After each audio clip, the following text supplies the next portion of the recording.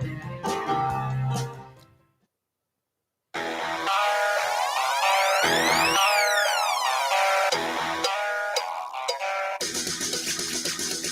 mean, we're ice cold. How are you making out, Len Robbins? How are your, how do your opinions go versus results?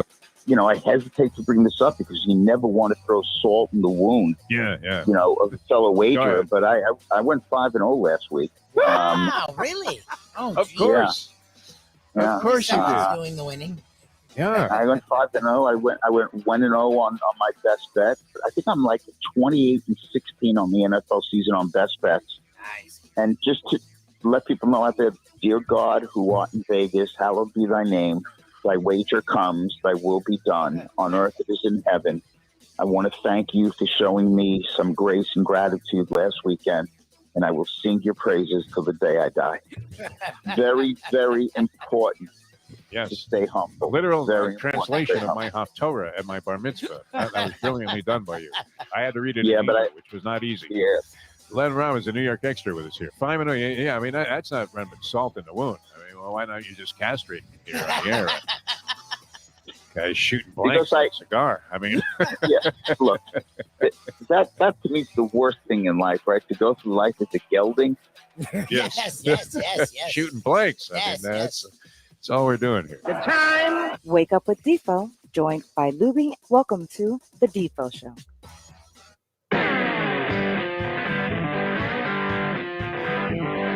Well, it didn't last too long. Just when you thought things were going to get quiet the week leading up to the week of the Super Bowl. Always.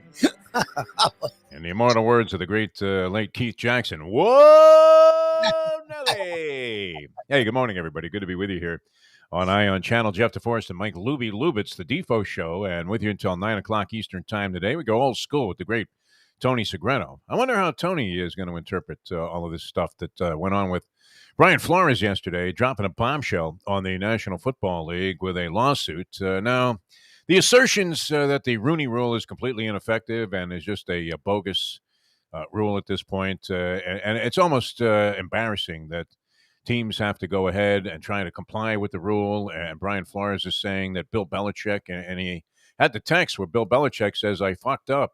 And he sent a congratulatory text to Brian Flores, and meanwhile, it was Brian Daboll. Flores hadn't even interviewed yet. The guy's going to dinner with the new GM like the next night. And they've already named their head coach. But, after the fact, I guess the Maras, supposedly the first class people in the National Football League, perceived to be right up there with the Rooneys. Yep. And, the Hallis family and some of the other fabled families that have been involved in National Football League play since the beginning. And, here's one of the most respected organizations, even though they've been garbage on the field for the last, decade or so? It's been a long time for the New York Football Giants. And sure enough, they're pulling a move like that, thinking, hey, wait a minute. Wellington's rolling over in his grave, right? Wellington Mara, because, here they are. They're not in compliance with the Rooney Rule. Hey, go get a black guy. Bring him to dinner. Take him to Peter Luger's, buy him a steak, whatever he wants. Make sure you ask him if he was interested in the job at any time, and then boom, we'll submit that, and we'll be in compliance there. Old Raj won't have anything to say about that.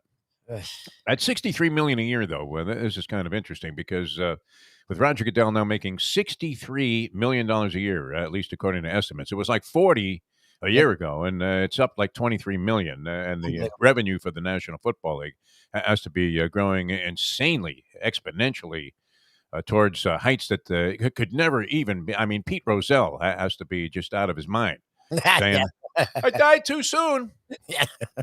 You may feel that way as you get older, right? That, wow, I mean, if I could come along now, finally my time has come. That's the way we feel about all of this gambling stuff that's going on, which, by the way, I mean, every 7-Eleven in Las Vegas offers some kind of phone application that you can wager your brains out on virtually everything.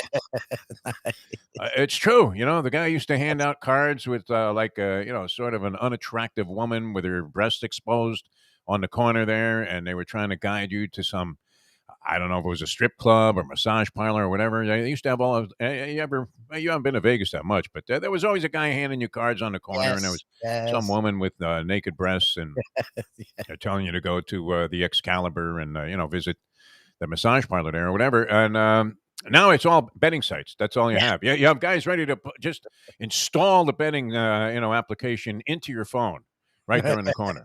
Bums are doing this. I mean, even the homeless people were saying, "Hey, yeah, you want to make a bet? Here you go. I'll put it right into your phone." But with all that going on, I mean, to have these assertions and I'm surprised. The racism thing is always going to be the sensational headline grabbing stuff. But I thought the most damning thing that possibly could come to light is that Stephen Ross offered his head coach $100,000 a game for every game that he lost. In other words, if he lost all 16, he was making another $1.6 million that year for the owner's money. And you're saying, Lubie, that the professor pointed out to you that Stephen Ross had invested heavily in some wagering site. Professor didn't Or point some it out. wagering organization, and Was. now that this has a double whammy, a double jeopardy impact if it turns out to be true. Professor was downplaying that. He was saying that's only like less than 1% of his wealth, and that may be true. But lawmakers that I've talked to have said that doesn't matter. Like if they have a paper trail on him offering money to definitively lose, which again, look, a lot of people can say, well, you need the spread. No, you don't, because you can bet money line, right? Money line is win or lose. And that is, listen, you can't have the appearance of this kind of impropriety where, I remember a long time ago, one of my first interviews that I had was with a guy named Harry Dalton, who was the general manager at the time of the California Angels. They were the California Angels then. And he had built his legacy as a very, very competent and top executive with the Baltimore Orioles. He was well respected. And Dalton told me, he said, one thing everybody has, this is like 50 years ago, Lubie. yeah. Everybody has to believe the games are on a level. Yep. That's the one thing the league really needs to protect. If there's even the slightest hint of impropriety that games are being fixed and or influenced by somebody inside the game. I mean, just look, Pete Rose is still screaming, "Hey, I never bet against my own team." But it's irrelevant. The fact that he was betting at all is just not a good thing on the inside. And sure enough, there was just a jockey suspended because he was betting on other horses in races that he was riding. Oh, Jesus.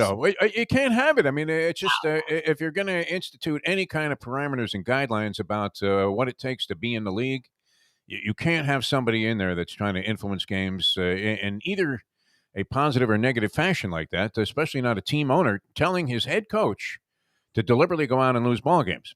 And you get the sense to make that accusation and that assertion in a federal lawsuit, you would think that they have to have some kind of tangible evidence that was the case. I don't know. Was Flores wearing a wire the entire time? It sounded like he should have been. That's my thing is I was wondering, I'm very curious how they substantiate this, because as dumb as we know Ross is as a football owner, he's been very dumb. Can he be that dumb? And I was talking to a guy who's a lawyer friend of mine, and he took it off of the main Twitter, and we're DMing back and forth. He's like, look, here's the deal. They're not going to do this unless they do. He's like, you'd be amazed. The richer You mean Flores is not going to make this assertion in court? You're not going to take this to an actual court without something. He's like, you'd be amazed that the richer people are, the seemingly dumber they are, because their ego's so big, they assume they're and they have a sense of entitlement. Hey, look at Bobby Kraft. He walks out of this thing and, it pays enough people off that next thing you know, cases drop. Jeffrey Epstein, I mean, a classic example, bought his way out of an horrendous sexual case and, ended up doing 90 days of home, house arrest. Yep. In that Palm Beach case with Dershowitz, who was part of the problem, I guess, at least according to testimony of some of the victims in the Jeffrey Epstein case. And he was the defense attorney that orchestrated and worked out that deal with the Palm Beach prosecutors so that Jeffrey Epstein was essentially sitting home eating popcorn, watching football, and getting various massages for 13-year-olds while he was supposed to be in jail. Yep. So, yeah, I mean, there's a sense of entitlement there. You feel invincible. You're not vulnerable at all because, you can buy your way through the legal system. But, as stupid as that would seem, it also reflects on the fact, and I know I got this argument from Jason Cole that my idea was ridiculous a few years ago, and we've been saying this forever. And it's not an original idea. Our good friend Andy put this up on social media. And, this was something I got from a good friend of mine, longtime sportscaster, broadcaster here in South Florida, a guy named Eddie Kaplan. It was very unusual, a contrarian in a lot of opinions, but very, very smart. And that was his assertion a long time ago that rewarding futility is the worst possible scenario. that you could have in trying to bring about parity in the league. In other words, giving the worst team in the league the number one pick is a giant mistake because you eliminate the incentive for teams that aren't very good to begin with to go out and actually do their best. Now, we know the players don't go out on the field. That whole argument, I mean, you could go in different layers here and say, well, players don't go out there to deliberately lose games. And I would agree 100% with that. But when you look at what the Dolphins organization did to compromise the chances that whatever players they had on their roster had of competing with the other teams who were trying, it was pretty clear that they had just absolutely swept the deck clean and gave Brian Flores absolute garbage to work with that year. The worst possible roster they could put together. And then on top of that, they're telling him, hey, don't go out there and win any games. And they just gave this guy the head coaching position. Yes. Well, that's the thing is it had to have been people talking about 2 years ago. That's not right because it was the year of Josh Rosen. Yes. So that was the first year. And it was first season, yes. And it must have been at the beginning of this. You're not doing that in the middle of the year, right? Like that was a year that what they could have had. Joe Burrow was the number one pick that year, or Tua went number 5. Is that yes, it was what the happened? Year before Burrow and Tua. So right. Remember they were tanking for Tua because Joe Burrow didn't exist at that point. No one knew who Joe Burrow was, and Herbert was a question mark. So it was tanking for Tua, and they had just gotten Josh Rosen for a second-round pick. So it was logical to play Josh Rosen. I would rather them have played Josh Rosen. I was all in on the tank. But we had people like Jason Cole and Leslie Visser say, fine, you can say that as you want from like a GM standpoint, but the coach and the players can't tank. The coach and the players are always going to try. No player. I mean, look, this guy's got his career on the line. You're going out there. There's film of everything in the National Football League. This is what coaches and general managers look at. And if you look like you're jaking it, who's going to want to, hire you as a free agent or acquire you in a trade? Nobody. So players are going to go out there, play their eyeballs out, but when you're getting beaten like a drum, I mean, it tends to dissipate from there when you realize that, wow, you have no chance to compete. I always use this in the argument, the sports discussion about, where teams should ease up on other teams when they're way ahead. And maybe there's some kind of gentlemanly, kind of approach to that. But at the same time, maybe you run the ball more in the second half. But I'm not an advocate of punishing teams for going ahead and pouring it on because the real thing, the crux of the matter is you need to go out there and do something about it. Yeah, before you start whining about, oh, well, really, they didn't have to pour it on like that, leave their starters in the ballgame the entire time. Now sometimes it's ugly, right? If you're talking about Gino Auriemma, where he's got his starters in a game with a minute to go and they're up 50 over Creighton. With the UConn women, it's understandable that you say, all right, did you really have to pile it on like that? Did you really have to rub our face in the dirt?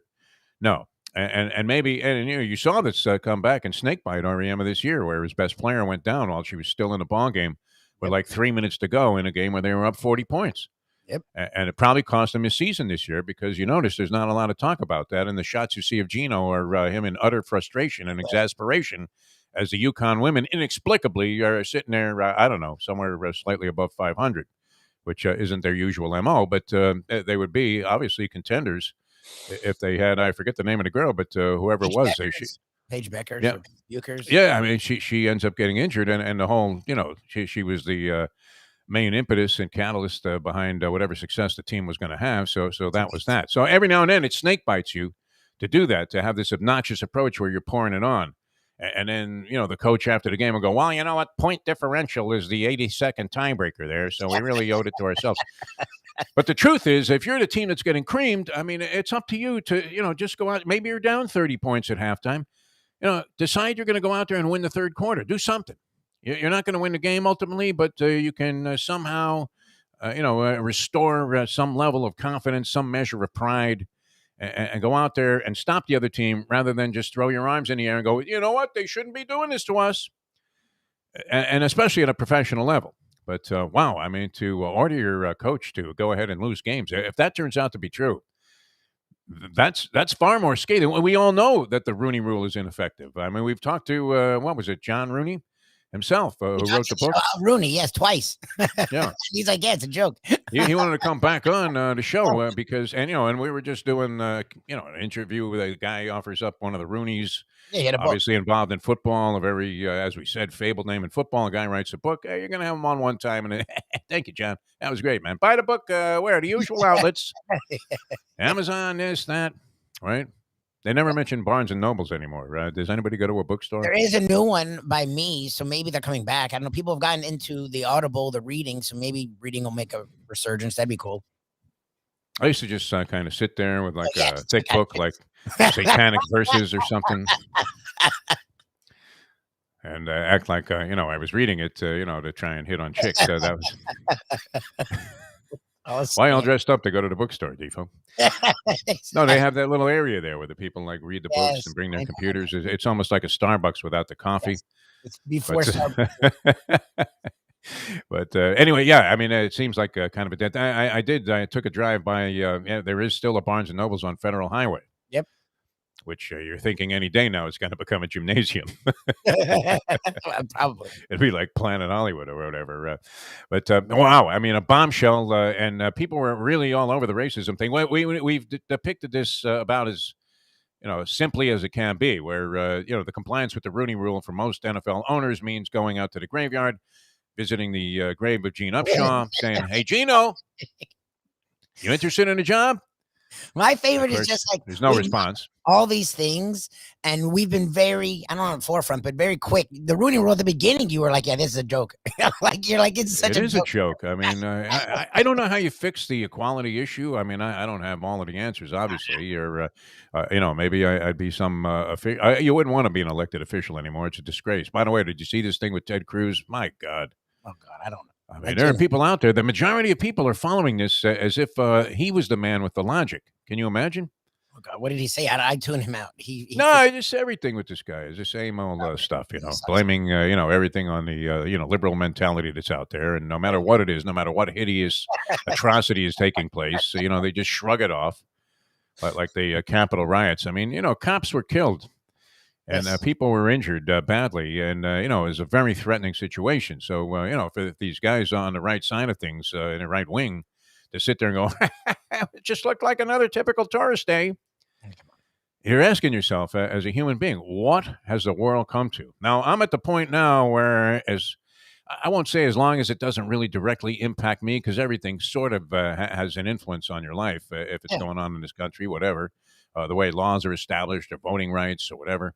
But in general, it's hard to get excited one way or the other when you see that the rhetoric is such nonsense, maybe on both sides, that logic has flown the coop. And in this case, wow, the Rooney Rule, obviously is ineffective. I don't know, how do you fix it? I mean, do you mandate owners, old stuffy, white, old money owners, many of whom were in the inheritance business. Many are self-made also. I guess Stephen Ross, he didn't come from any great wealth as a family, did he? He made this money all on his own. How did he do it? He seems like such a buffoon. In this world, how does that happen, right? I mean, you could see Huizinga, when Wayne Huizinga owned a team, and of course they had waste management. Businessman. He was riding shotgun on a garbage truck at one point, turning it into zillions of dollars. You can respect that. And you would imagine there were a few squashed bodies in some trash compactors somewhere in Chicago. Waste management, I mean. That's so we're in the trash business. No, we pick it up. We're not talking about some guy with a little stick picking up plastic cups on the beach there. I respect that, by the way. Anybody that takes the time to do that, protect the environment. There are bigger issues, and obviously to solve.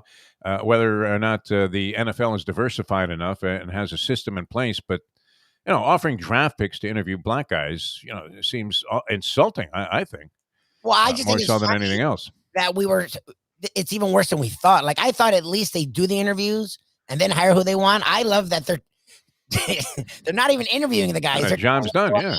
Yeah, we hired somebody, and they haven't Why not dig up Hector Lopez and see if he wants the job? At least interview them first. Like, come on. Well, and that was part of the thing. I don't know that it was going to be a definitive solution. Obviously, it hasn't been the Rooney Rule, where and this was a thing that Herm Edwards was always professing before he ended up after several tries. I mean, it wasn't like he was Eric Bieniemy and interviewed for 100 jobs and never got any of them. He said that, being involved in the so-called process, at least his name came up. Helps it. And it goes out there in circulation. As you're seeing, I mean, it's always been these retread guys. Like, I was surprised there was so much interest in Dan Quinn, which he hasn't secured one of the jobs. But I don't know. Do you really want like an older guy? This guy they hired in Denver, Vince Fangio. Oh yeah, he turned out to be a bust, and that was another one of the conditions or assertions that was made by Brian Flores that the Broncos had no interest in really interviewing for the job. Fangio, they ended up, just hiring some old guard white guy that had been around the league for a long time, and that they showed up drunk. Yes, it was to his wasted, interview. supposedly. An hour late, they made the guy sit there. Is there anything worse than sitting in a waiting room waiting to be interviewed for a job? That's the worst. I guess waiting to go in to find out if you have cancer or not would be a lot worse. But always laced with anxiety. I never really enjoyed doing any kind of job interview. I'm glad that most of the stuff that I've done never really involved an interview of any sort where you had to sit there and then go in and meet a guy. Usually in the radio business, of course, radio and TV, but mostly radio. For some reason, everything was very secretive. They didn't want you coming to the building if you were a known commodity because it would shake up everybody's mentality there that, what's Deforrest doing here? Right? And all the sports guys were like, who's getting canned? Well, why are they interviewing this guy? I just came in and knew Joe from a long time ago. They used to work together at KRTF there in California. No, I mean, they would make some excuse, but you always had like clandestine meetings. Yep.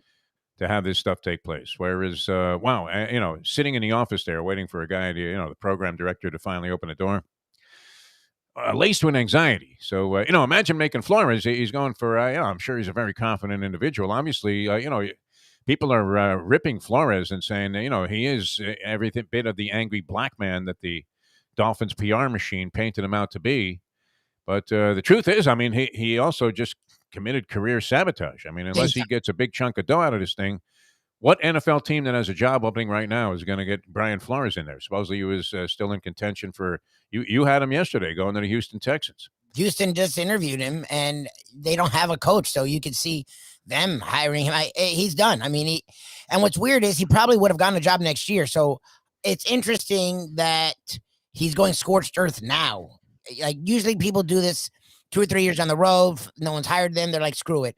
How about well after the fact is usually when these kind of lawsuits he's right take in the place. middle of it. He just had success. Everyone's coming to his aid outside of the Dolphins PR machine. And he's been interviewed for a ton of jobs this year. So you think if he didn't get one now, he'd get one next year. Like he got the buyout. He did all the stuff. So you would think that there's no need to do this. So for him to do this, like I was sort of mocking him like, well, Ross supposedly offered this 3 years ago, and now he's doing it after he was fired. Like, yeah, Mr. Freedom fired her. But when I thought about it more, I'm like, you know what? Actually, it's a major risk because the whistleblower never gets another job. Like, no, this guy's finished as an getting a NFL job coach. in You would have to think.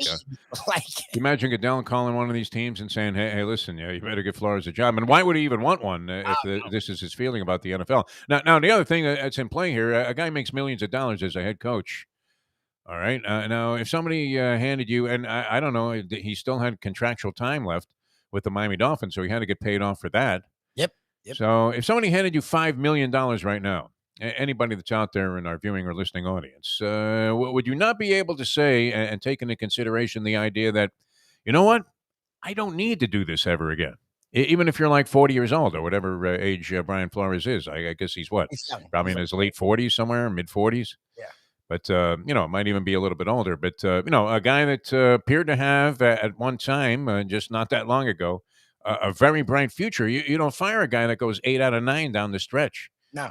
Regardless of the 1-7 start, which, I don't know. I mean, he's sort of 40. saddled with the rest of the organization's mistakes, is he not? He's literally turning 41 in 3 weeks.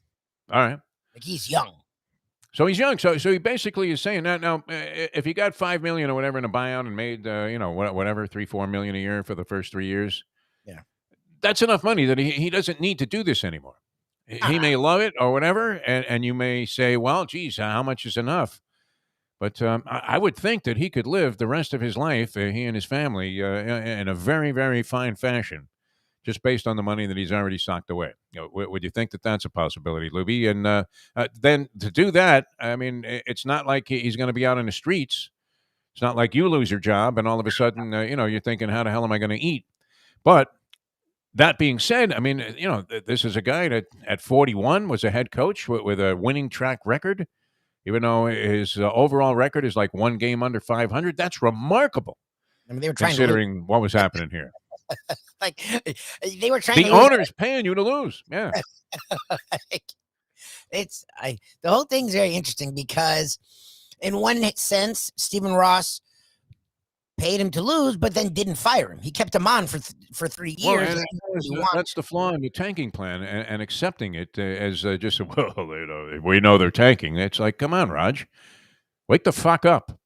Yeah. You can't allow this to go on in your league because the ability to acquire the number one overall pick in many cases obviously is a franchise changer.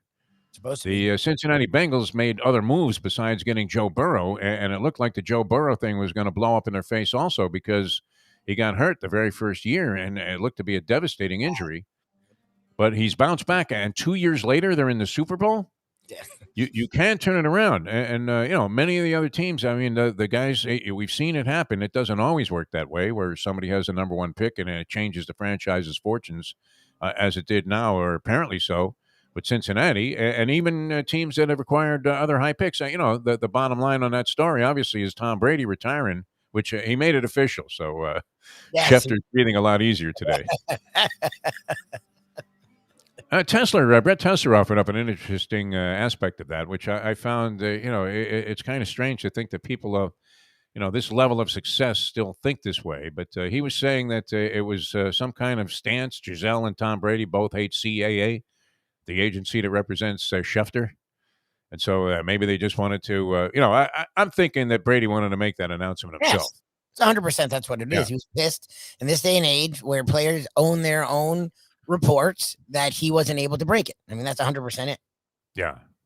You think he's going to strangle somebody who leaked that information to Schefter in Darlington? I don't even know if they reported it first. They probably did. I heard it from Lock and you said Lock and Fora was the guy. Last week, Lock and Fora was saying it.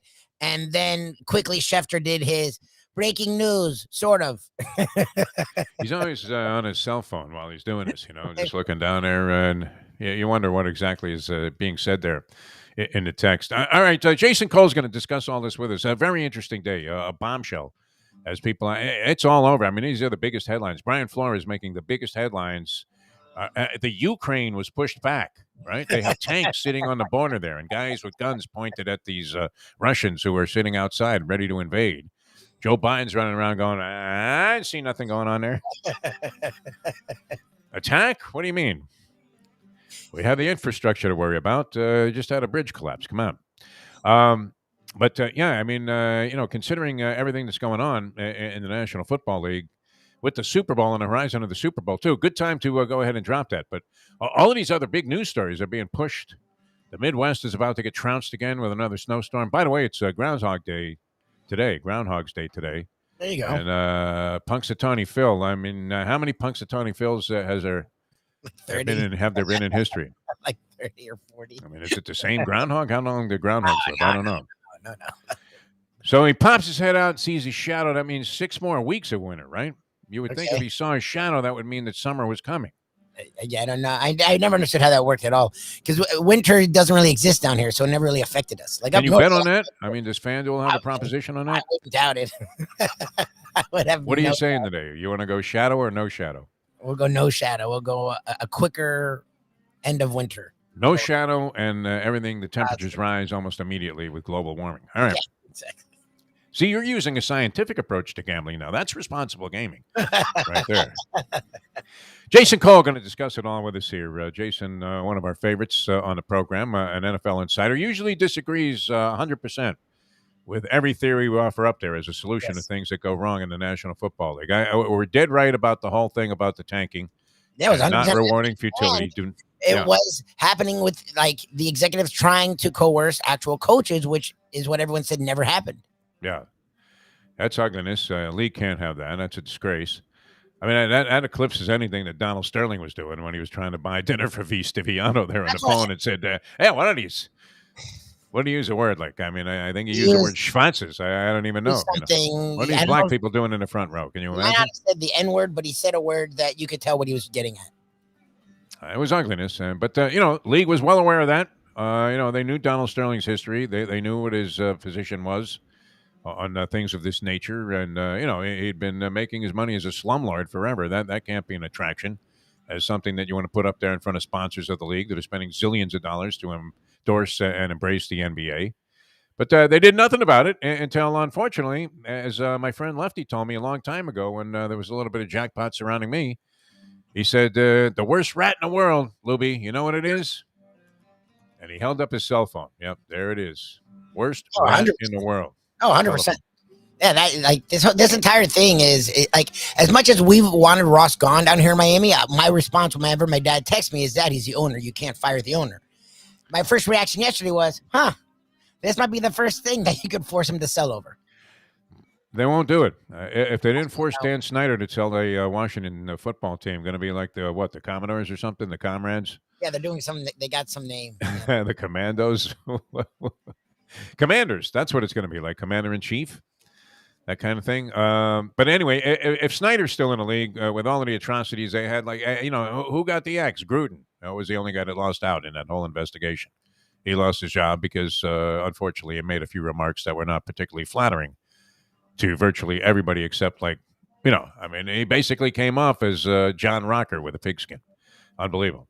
All right, we're coming back with Jason Cole. Hialeah Park doing great things. Frankie Fiore, great guy, sweetheart of an individual, and put together that boxing match, and the card was sensational. Everybody says it was great.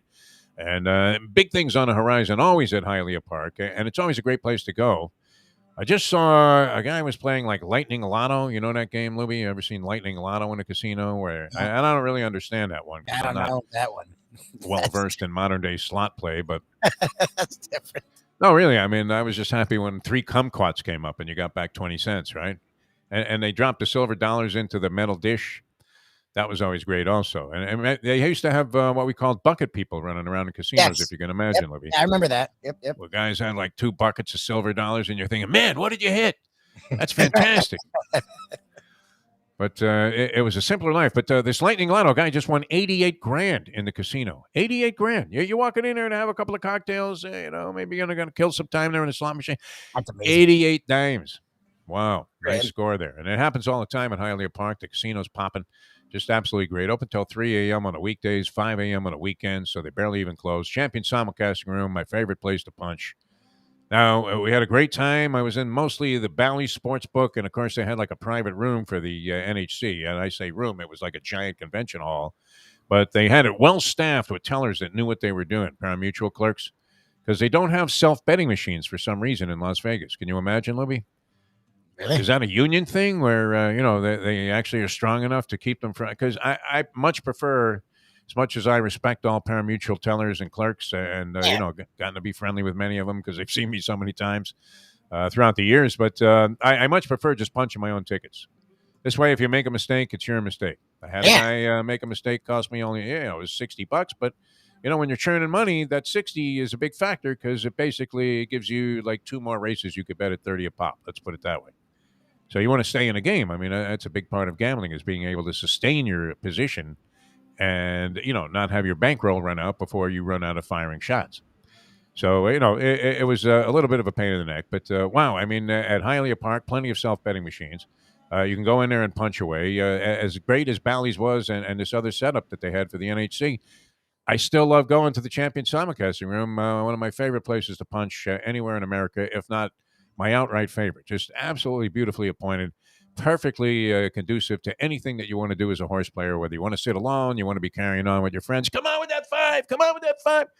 Yelling and screaming and having a good time. Or if you just want a little bit of solitude there while you try to figure out your Twin Pick 10 tickets, you can sit at a private booth or you can party. And there's all kinds of different things happening there, including the Crossover Cafe. You can get food from anywhere. Pheasant under glass, Mr. Lubitz? Yes, I'll have that. And sure enough, they'll bring it to you. I mean, they just love to take care of their patrons there. And they do it also very well with the player's card, where you get all kinds of amenities and freebies associated with that just for signing up. So, what I'm trying to tell you, people, is if you haven't been to Hialeah Park in a while, you would miss the inherent beauty there. It's still very much in play. And then, of course, the excitement, the buzz is happening in the casino, champion simulcast room, the poker room, on the dance floor, just about everywhere you go at beautiful Hialeah Park. All right, So Jason Cole coming up next. Yes. Jack sends me, speaking of Punxsutawney Phil, this year's Punxsutawney Phil, I don't know if they change it every year, but this year's Punxsutawney Phil yesterday died. So I don't know What does that mean? That off the board. Like, I don't know what you do with that. Like, God rest his soul. Like, I don't know how that changes. Does that mean he saw the shadow and freaked out? Like, I don't understand what you do with that one. Like, Tommy saw that interview I saw the other day with Ted Cruz. Realized it's not even worth it, man. Winter, summer, fall, spring. I sound like a Carole King song, huh? No, what was that? Carly Simon? Yeah. Oh my God, Carly, please. She couldn't do some scat singing and become a jazz singer. All right, coming back with more in a moment. Jason Cole going to join us here on the Defo Show. He's Mike Lubitz. I'm Jeff Deforrest. Thanks for tuning in, everybody. Audio and video on the Ion channel, always great. The aforementioned Jack coming up with. I mean, that's breaking news, right? Groundhog checked out. Like, that sort of, I would think, affects. Does that mean winter never ends? Like, what is it? It's going to be a long, cold winter. I also want to say happy birthday to my wife, Shirley. Oh, yeah, get out of here. Happy birthday, Shirley. We've been doing like a week-long thing. I love you. You're the best. You always make my life interesting. Happy birthday. The one and only Shirley, who those who watch and listen to us know her very well as I'm a very interesting man because of Shirley. We love you. Happy birthday, Shirley. I believe this, Libby. She saved your life. Oh, yeah. She really did. You were finished. I mean, you were a shot fighter. You were Wepner round 15. It's over, man. Nice effort there, Chucky. You caught the champ on a good night. He didn't care tonight. Just in there for the paycheck. No, that's great. Congratulations. Happy birthday, Shirley. When she's going to get started on that social media campaign, by the way, Libby? I keep getting that question. All right, coming back with more in a moment. Now that. We're working on it. The time. It's 7:38. Play the ponies in style at Champions, the outstanding simulcasting room at beautiful Hialeah Park. Yes, the grand old lady of thoroughbred racing has never been more vibrant, and you can wager on the races from the top tracks around the country while enjoying a cocktail at the Brass Rail Bar or any of the fine food served throughout the facility. If poker is your game, you're covered in style, and you can play all your favorite Vegas-style games, including blackjack, craps, and roulette, in Hialeah Park's sizzling hot casino. Get a player's card when you walk through the door for all kinds of generous amenities, including our favorite, free play, when you come out to the ultimate casino and entertainment destination, Hialeah Park. Hey, folks, Tony Segreto here. Let me ask you a question. What do you look for when you go out to eat? Good food, obviously, friendly atmosphere, not too loud, but good energy, reasonable prices, and a place where you feel comfortable. All those ingredients, no pun meant there, are hard to find unless you're talking about the Texas Roadhouse. You see, they encompass all of those attributes. Really, really good food, amazing atmosphere, good for a family, good for a date, or just a night out for yourself, and prices that will make you extremely happy. Their ribs, unmatched. Steaks, hand-cut every day. Everything, and I mean everything, is made on site, including their incredible bread. It's the one day, folks, that you can forget about low-carb diets. Trust me when I tell you, Texas Roadhouse, your restaurant, your destination when you say, where should we go and eat tonight? Hey, it's Mike Mayo for Even Keel Fish Shack, corner of A1A and Commercial Boulevard at Lauderdale by the Sea. It's my favorite place now for great seafood in a casual beachfront setting. They've got happy hour 4 to 7 Monday through Friday.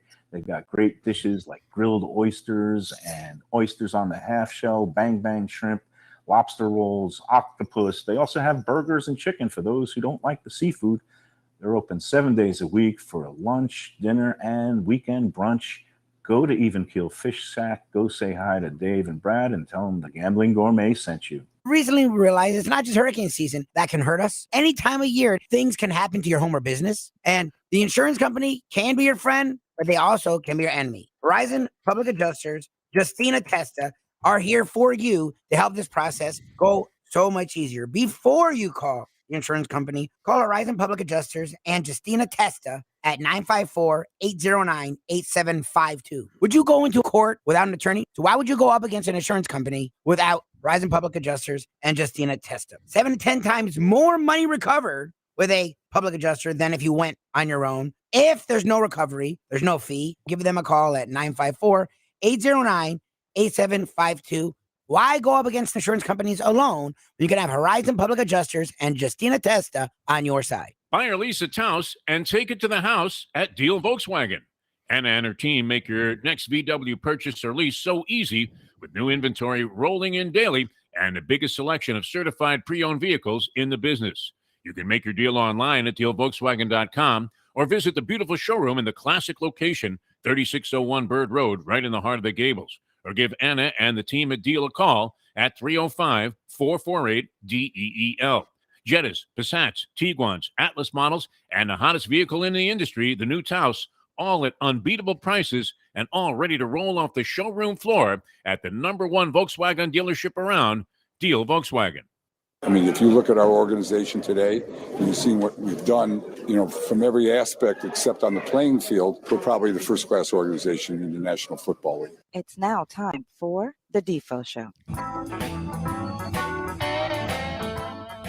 Well, once again, everybody, great to be with you here on the Defo Show. Jeff Deforrest, Mike Lubie, Lubitz, on channel. Google the Defo Show. You can find us right away as we do the audio and video streaming live. And, of course, all the stuff is archived right there. The Defo Show. You can see past editions of the program. And many times in the past, we have featured this gentleman, and it's always a pleasure. And just when you thought that you're going to have to be relegated to writing stories about the loneliness of the backup long snapper in the weeks leading up to the Super Bowl, especially the off week, all of a sudden a blockbuster bombshell of a story hits the deck with Brian Flores and his lawsuit against the NFL. Joining us right now to help us figure out what the hell is going on out there is the great Jason Cole, NFL insider and author, and also a prolific author with the book about John Elway, who was mentioned.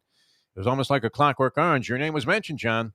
We welcome Jason Cole to the program. Jason, how are you, my friend? I'm doing very well. Although that intro from with Stephen Ross is interesting. Yes. Well, we know this. Yeah. We know that nothing happens to NFL owners. Lubie's thinking this is it. If these assertions can be proven as true, and you would think that no league could possibly tolerate having somebody that was bribing their own head coach to try and lose ball games. What do you make of it? I mean, in general, what do you think, Jason Cole? A lot of people thought that Brian Flores was just, kind of validating that he was an angry black man. And at the same time, this took a lot of guts, I think, because essentially, he's aced himself out of, doing something that he obviously had great passion for and seemed to be on the upswing of his career as long as he got out of the Dolphins organization. Yeah, this is kind of, if you're Brian Flores, this is kind of a Kurt Flood moment, right? Yeah, exactly. This is, you sacrificed your career because you're now radioactive. Nobody's ever going to hire you again. So you better win this lawsuit, and you better get a lot of money out of it. Let's just put it that way, so that you can walk away and go do something else. I mean, you probably can't be even hired at college level, much less the NFL level. So, yes, Brian Flores has done a pretty courageous thing that's going to require a lot of proof and a lot of evidence. And probably will end in a settlement, I guess. He gets probably $20 million somewhere along the line if he's got enough evidence. But in the process, I mean, Stephen Ross looks like another Arnold Rothstein. Worse. And for those of your viewers, I mean, or listeners, our viewers know Arnie well. Many of them may be related. So you're basically throwing games.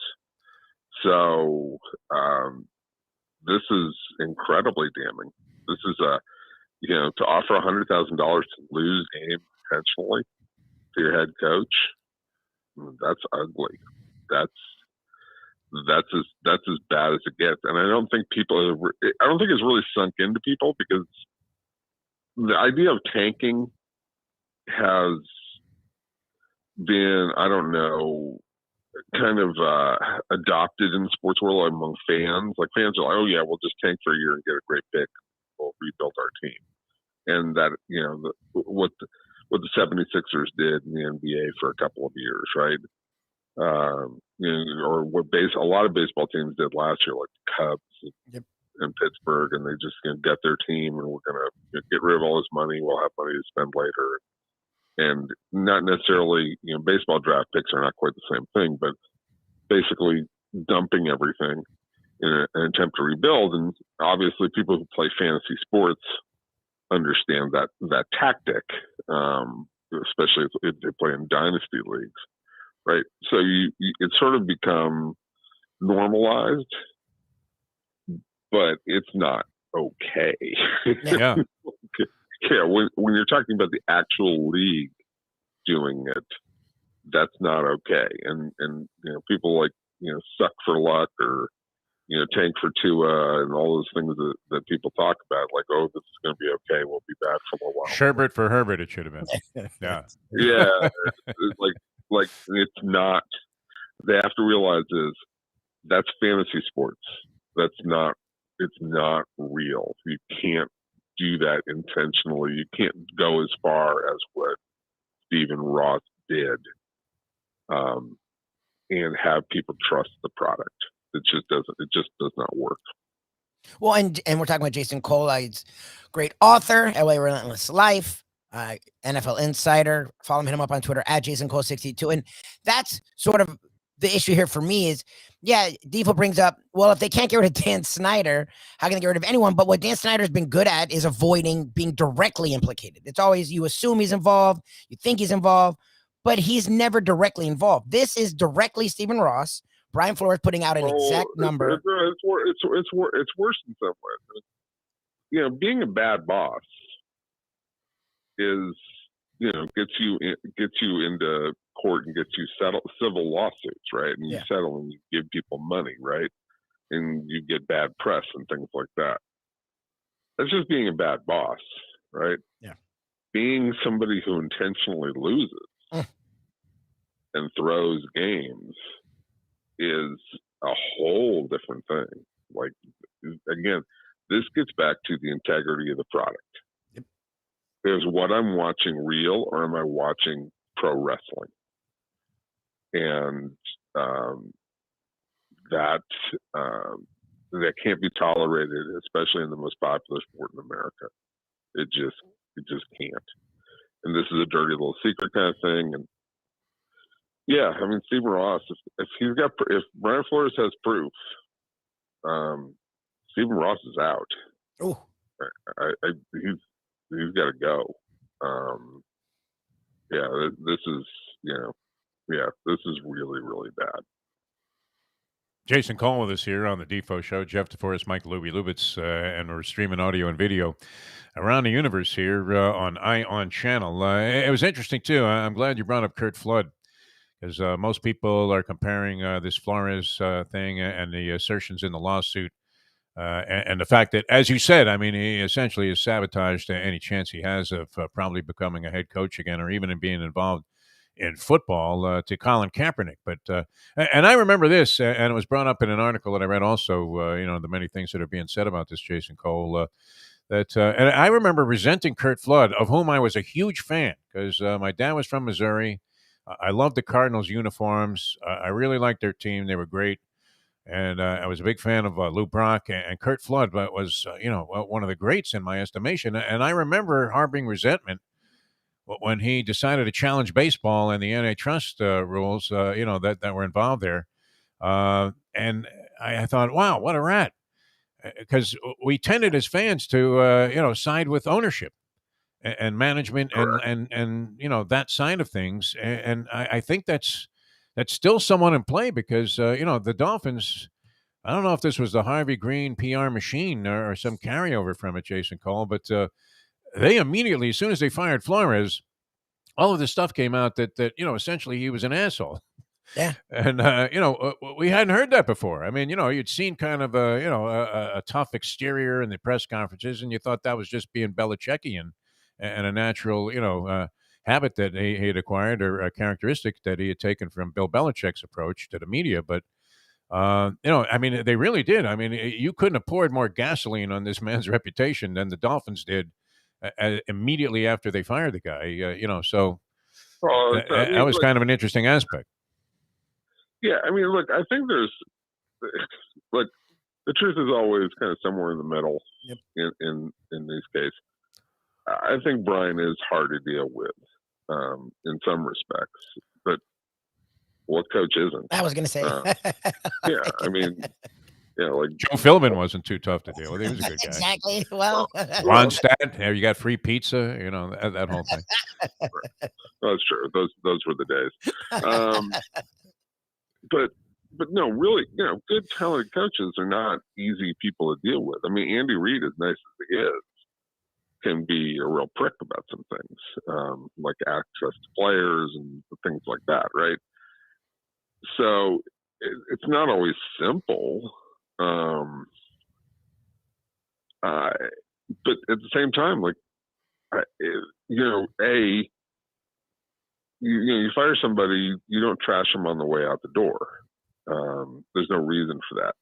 They felt compelled because they're not confident in their position. Like, here's a guy who the players played hard for, and the team, again, had back-to-back winning seasons for the first time in, 2 decades? They seem to be on the right direction. Yeah, he had some problems, he had some faults, the offensive coaching staff, things like that. He made his mistakes, but that's the nature of a young and up and coming coach. They're going to have some issues, and sometimes when you take the quarterback, you find out he may not be the perfect answer, and that's why he said at some point in time, "Go get me Deshaun Watson." Right? I want to have a better quarterback. I've learned that 2 is not good enough, which you can blame on him, or you can sit there and fix the problem and go get Deshaun Watson, right? It's complicated. But I think, yes, the one thing that they did very poorly is, A, they trashed him on the way out the door unnecessarily to kind of justify their actions because they weren't confident enough to say, look, we're doing this, and, we wish Brian Flores the best. He moves on his way, and just shut up, right? And that probably would have stopped this. But they didn't, and now he's gone through what is true is, there's a lot of sham interview processes. What the Giants did is a sham. And I had other people around the league, other black men who worked in or have worked in the league, who have great suspicion about the Giants and whether that's a racist organization. Oh, wow. And it surprised me when a couple of them said it, right? Because I know John Mara and I know Steve Tisch, and I wouldn't get that feeling. But certainly there are black men who are in coaching and or executive positions who do believe that. And that's the perception, whether the Giants like it or not. Brian Flores gets to this point where, like, he's fed up. He's had enough. And yes, he's willing to pour gasoline on his own career to expose an awful hiring. I mean, look, the Rooney Rule started 20 years ago this year. Yeah. They had 2 black head coaches at the time. Now they have 1. Yeah, that's great. And now they have 1. That's crazy. Right. In a business that 70% of the players are black. And, I hear, you hear other people say, well, just hire the most qualified guy. That's great. What are the qualifications? Yeah. Yes. Who's the most qualified guy? Especially when you're hiring a new most qualified guy every 2 years, like the Giants are. Right. And, like Joe Judge, wow, that's the most qualified guy. That was awesome. Right? Come on. Right. It's Was it Bob McAdoo they had as their head coach, the basketball player? Ben McAdoo. Bob was the shooter. Yeah. That's okay. And a great, one of the great scores. I let it down. He was great player. Yeah. Yes. But no, I hear people say, "Oh, just hire the most qualified guy, regardless of race." Okay, then tell people what the qualifications are, and nobody can answer that question. Well, he's supposed to be a leader. Okay, well, you're telling me that black men aren't leaders? Like, are you kidding me? Like, especially of other black men. I mean, with the conditions in the league right now, yeah. Like what is it? Like out of the last 10, I think out of the last 10 coaches to win, or out of the last 14 coaches to win Super Bowls, two of them are black men. Okay, well, are you getting the trend that maybe they can lead? Yeah. It's flabbergasting. It's frustrating, and this is probably the anger point. And so, yes, Brian Flores has now, poured the kerosene on his own career for perhaps the betterment of others, where the NFL really starts to take this seriously. But he's got to win. I mean, it's funny. Kurt Flood actually didn't win, but it was the first major step. Yes. Towards tearing down the reserve clause, and this might be the first one because this is incredibly bad press. Like, this is not the one where the league just comes up with a little rule to assuage the masses and the public. This is we're going to deal with this front and center, and this could go to trial. And if this goes to trial, we're going to be putting people on the stand, and the NFL hates that. Yep. I think they had Sarah Huckabee Sanders write their statement that they released. Yeah, that was crazy. Rooney Rule, what are you talking about? Jason Cohen with us here. I wanted to, try and get your impression too. And it's interesting because just as a final thought on it, I remember, I always thought of sports as a way to bridge racial gaps and divides because I remember taking on the guys from Freeport when we were living in Merrick and Belmore, and it was essentially a black neighborhood, and there was a tremendous camaraderie that developed. Yep. Even though there was a general fear, I guess at that time of even walking through there if you happen to be by yourself, and so it always was an aid, a catalyst in bridging racial divide for me personally, and yet here we are in 2022. And the NFL seems to be the poster child for racial division, which is kind of weird. What about the contenders? Yeah, I'm not sure. I'm not sure it's quite that bad. Yeah, as much as it is there's still this last part that the owners don't get, and it's that last part where they look around and they look at leaders because owners generally don't understand football. I mean, they really know nothing about how it works. They judge leaders based on their own whatever perception they had when they were kids. And most of those guys, when they were kids, are old enough that the leader was supposed to be George Patton, or Douglas MacArthur, or some other, Norman Schwarzkopf, or Don Shula, or Paul Brown, or Vince Lombardi, or this guy, or this other white guy, or this other white guy, or this other white guy. And that's what they grew up with. And they fall back on that because they don't know crap about football. And so they don't learn. And that's the saddest part in this whole thing. Jason Cole with us here on channel, the Defo Show. Jeff Deforrest, Michael Lubie, Lubitz.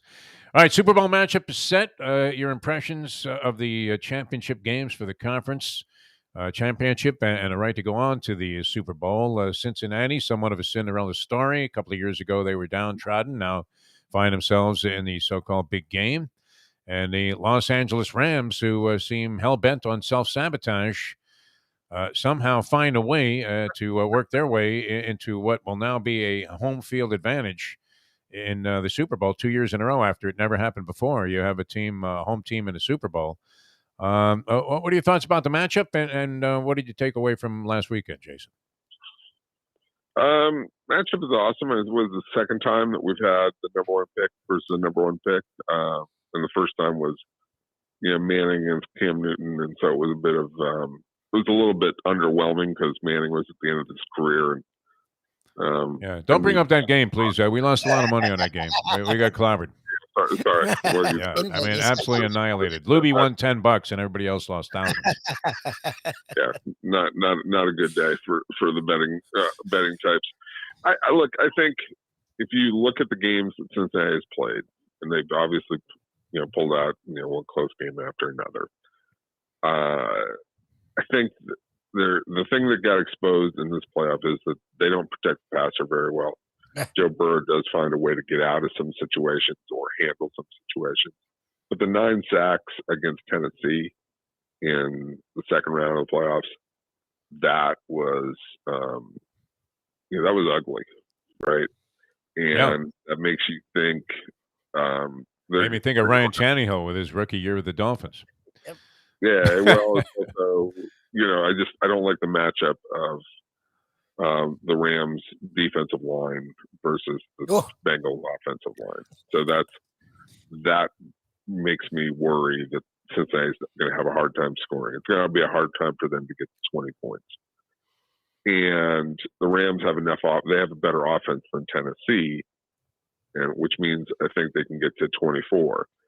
I also think that, with the Rams defensive line, they have a chance to blow this game open, win by 10, 14 points. At the same time, you talk about self-sabotage. Yeah, the Rams believe in degree of difficulty. Yes. Yes. And so, I kind of say they're going to settle in at somewhere in the mid to low 20s. So say 24 points. And Cincinnati gets, maybe they scratch and claw their way because they have this sense of belief in themselves, and Jamar Chase and Joe Burrow is special. And they probably get to 20. And that's closer than you would normally think that game gets to be, given all the circumstances. But you have an incredibly hot team against an incredibly talented team, and that creates an interesting matchup. And we'll see if Cincinnati is somehow able to pull this out. But yeah, Joe Burrow is like, when you watch him, don't you just get that feeling you're watching Joe Montana all over again? That's what it feels like. Yeah, it's been very entertaining, especially seeing he came into the league and we said he got Sam buoyed right away. I mean, the leg looks like it's finished, and maybe this guy's never going to be the same. And to see him rise to this level is fantastic, and been very entertaining. Nice Cinderella story. Although we couldn't get the 49ers home on the money line, my buddy had a stick at 9-1 on that proposition, and it looked like it was home free. And as soon as somebody came into the bar and said, "Hey, Jersey, you're home," No. the Rams started scoring. Jason, we have to run. Did you tear up that story on the loneliness of the backup long snapper and go with the Flores stuff today? I had to put that one on hold for a couple of Always a pleasure, my friend. I'm glad we caught something that is going to dominate conversation through the usually long week before the week leading up to the Super Bowl. Thanks so much for being with us. It's always a pleasure. All right, talk to you guys later. Be good. All right, cool, man. All right, thanks a lot. What do you mean? You didn't even get into Brady. Tom Brady retired. We never mentioned that. Yeah. You didn't get into that at all. The Flores thing is fascinating. I mean, with the assertion and the accusation that Stephen Ross offered him $100,000. See, now what proof would you be able to have of that, short of either recording telephone conversations, wearing a wire, or having somebody that would be also willing to side with you and possibly sabotage their own career in the NFL if they're involved in the NFL that happen to be present when these offers were made? That's my first thought was, I don't know how he can prove any of this. Like, I don't care how dumb you are, and we've seen Ross be really stupid. Well, we know the story with the racism and the Rooney Rule being a complete failure. Everybody sees that, and I'm sure he's not the first guy to be interviewed after the fact. I mean, what difference does it make? They knew they were going to hire Dayball, so they could have had him in there before they actually informed Dayball that he was a guy. But, they might have needed to interview one more black guy before, they were in compliance with the Rooney Rule. So, hey, Brian, what are you doing Saturday? No, anything on the menu. Don't worry about the price. All right, speaking of which, I mean, class dignity, we're going to turn this into just a complete forum on all of these. I don't know. What do you think Tony thinks about this? He probably knows Dolphin management better than he knows Brian Flores, no? Because nobody really knew Brian Flores all that well. That was another thing. He's That was kind of weird. Anyway, Tony Segretto's going old school. That's brought to you by Texas Roadhouse Restaurants and Catholic Health Services. I'm Jeff Deforrest. We want to get to Tony. Thanks to Jason Cole for sticking with us here through the top of the hour. Mike Lubitz on the Defo Show, on channel. Google the Defo Show. I can't believe Punxsutawney Phil checked out. I mean, it's one thing the groundhog passes out as he comes out of the hole there and sees all these people. Hey, what the hell's going on out there? Like, does a groundhog know that it's Groundhog's Day? I would doubt it. No, it does not. The groundhog has no Do they idea. remember anything? No, they're just hoping to, find something, in the bushes there. All right, coming back with more in a moment. Tony Segretto goes old school with us on on channel in a moment. Now that. It is 8:05. Hey there, it's Mike Mayo. Do you like steaks? Do you like seafood? Do you like classic old Florida charm? You could get that all and more at Tropical Acres Steakhouse and Butcher Shop. It's at 2500 Griffin Road in Dania, just west of 95. The Studiali family, they've been running the place a long time. It's been there more than 70 years. And it is now a place you can get early bird specials along with steaks to take home and throw on the grill yourself at the Butcher Shop. That's open 10 a.m. to 10 p.m. every day. It's open for dinner every night starting at 4:30, but they are closed on Sundays. Go to Tropical Acres. It's a place to go for a great meal, great people, good value. Tropical Acres. The championship meet is right around the corner at Gulfstream Park. The only place for live racing, Gulfstream's action has never been hotter. Whether it's on the track, in the casino, or part of the dining and entertainment offered at the Village of Gulfstream Park. Currently running Thursday through Sunday, Gulfstream's racing package is the best in the country, with all the top horses and people in the game pointing towards another tremendous winter season. Check out the remodeled first floor casino, open 7 days and nights a week, along with the many special events and concerts happening at Gulfstream Park. You can place your wagers from anywhere at firstbet.com.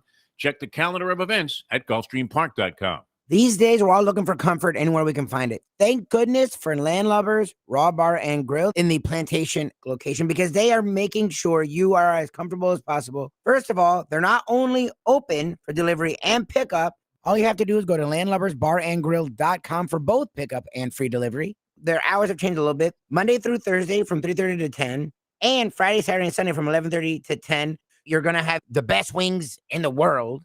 You're going to have a great burger. You're going to have their amazing soups. Again, Landlubbers, Raw Bar and Grill. It's nice and easy. Just go to landlubbersbarandgrill.com for both your pickup and free delivery. Thank goodness for Landlubbers for making you always feel right at home. Hey, folks, Tony Segretto here. Since day one, Catholic Health Services has been part of Old School. And since we've started letting people know about them, it's changed their lives. You see, Catholic Health Services, while being recognized as one of the top places for stroke rehab in the country, it's also about a group of people who not just excel in what they do, from the doctors to the nurses to the therapist, on and on and on. It's how they do what they do every single day that separates them from the pack. They do it with a passion, unmatched, and the inclusion of family in every step of the process. Trust me when I tell you this. If you want the best, unmatched rehab with a special group of skilled, caring people, there is truly only one place, and that one place is Catholic Health Services. Buy or lease a Taos and take it to the house at Deal Volkswagen. Anna and her team make your next VW purchase or lease so easy, with new inventory rolling in daily and the biggest selection of certified pre-owned vehicles in the business. You can make your deal online at dealvolkswagen.com or visit the beautiful showroom in the classic location, 3601 Bird Road, right in the heart of the Gables. Or give Anna and the team at Deal a call at 305-448-DEEL. Jettas, Passats, Tiguans, Atlas models, and the hottest vehicle in the industry, the new Taos, all at unbeatable prices and all ready to roll off the showroom floor at the #1 Volkswagen dealership around, Deal Volkswagen. What we gonna do right here is go back, way back into time.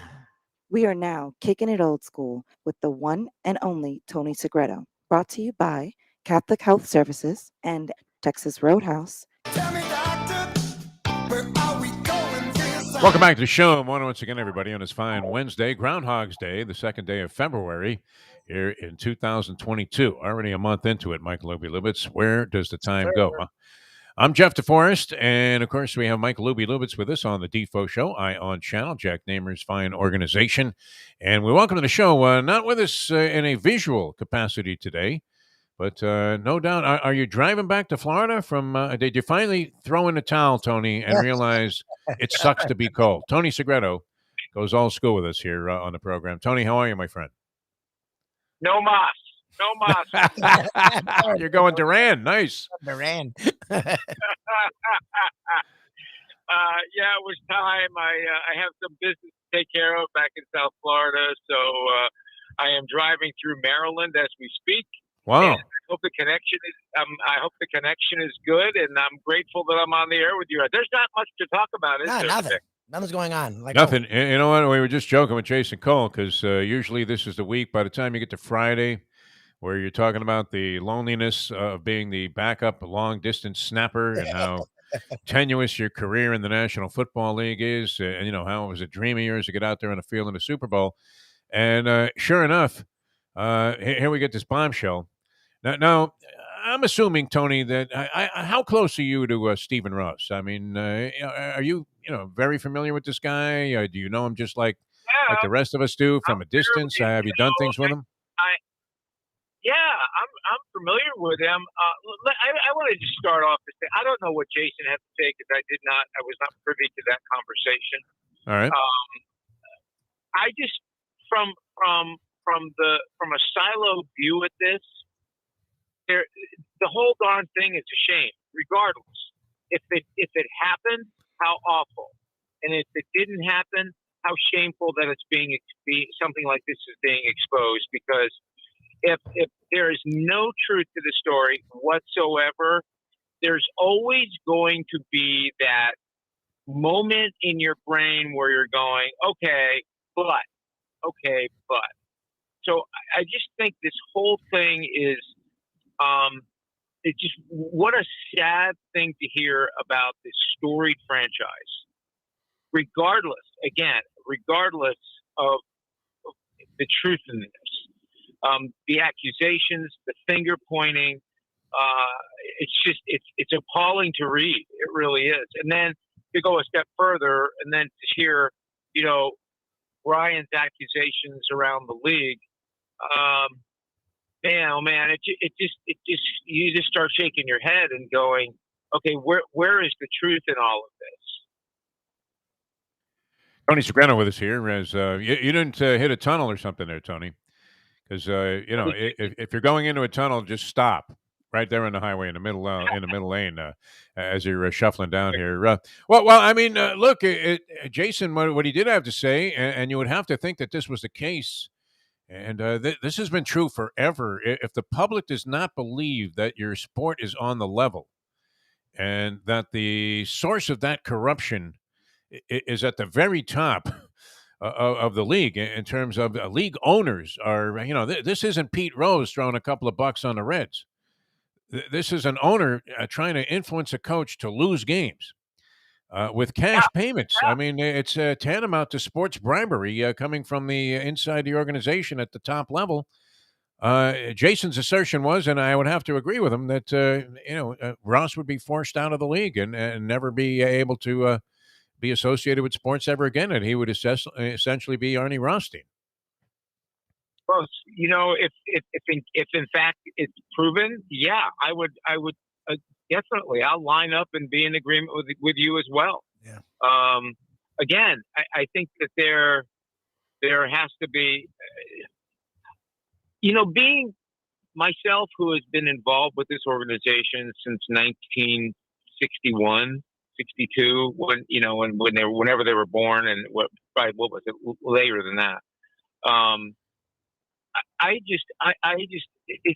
It's a very demoralizing, sad day to see where we have come. And again, this is just assuming what you read is true. And I'm not assuming that at all. I'm just saying that, listen, a lot of times where there's smoke, there's fire. How much fire is there? Is it a roaring blaze? Pardon me. Or is it just, a flicker? But again, you have to think that there's probably an element of truth. Where is that truth in that? And that right now is what's really sort of disarming you, because part of you is going, wow, I always thought this, the cynical side of you. I always thought, we always joke about, are they going to tank because they want a draft pick? And no, that's not going to happen. So there's always that side of you that thinks that. And then this comes up and you go, oh my goodness, it could really be true. And you start shaking your head. And then the Brian Flores things continue with these accusations that he has. And you're going, well, is this whole league a sham, or is everybody just sort of playing smoke and mirrors with us? And I have to think that everybody's thinking that way this morning, wouldn't you? Yep.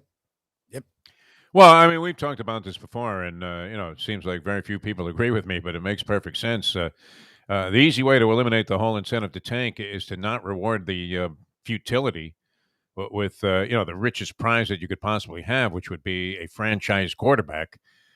In some cases, that's not always there at the top of the draft. But look at Cincinnati; they get the number 1 overall pick, and they end up with Joe Burrow, and Burrow carries them in Cinderella fashion to the Super Bowl a couple of years after they had won 2 games, I think.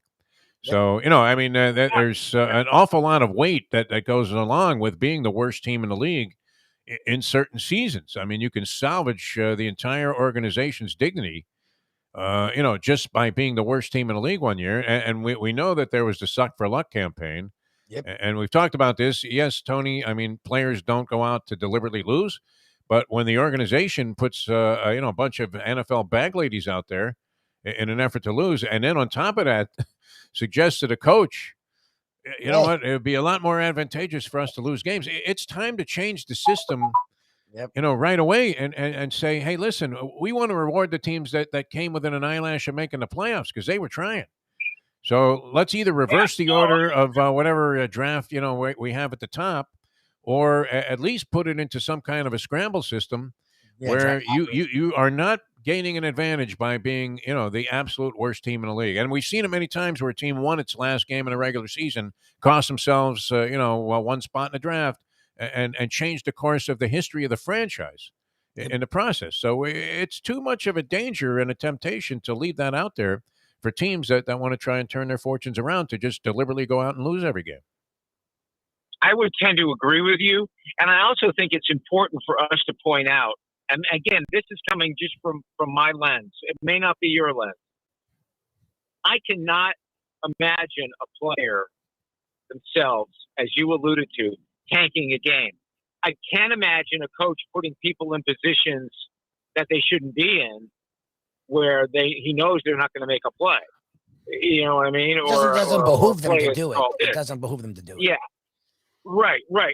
So I think that the player themselves is worried about themselves and the competitive spirit.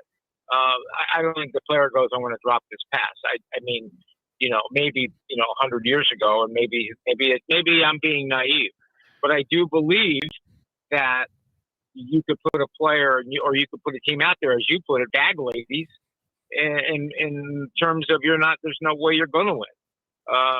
Again, I just keep going back to this, and I'm sorry, within a short period of time, I'm beating the same drum, but I'll tell you what, Don Shula, Joe Robbie, Wayne Huizinga, they have to just be rolling over in their graves going, no doubt, yeah.